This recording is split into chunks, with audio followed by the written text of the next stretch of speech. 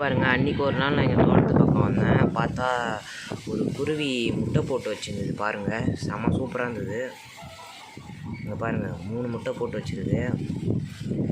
அதை தொட்டால் அப்புறம் அதை ஆத்தா ஏற்றுக்காது. அப்புறம் அது குட்டி முட்டையை அதனால் நான் தொடவே இல்லை. பாருங்கள், இந்த கூட்டை மட்டும்தான் தொடுறேன்.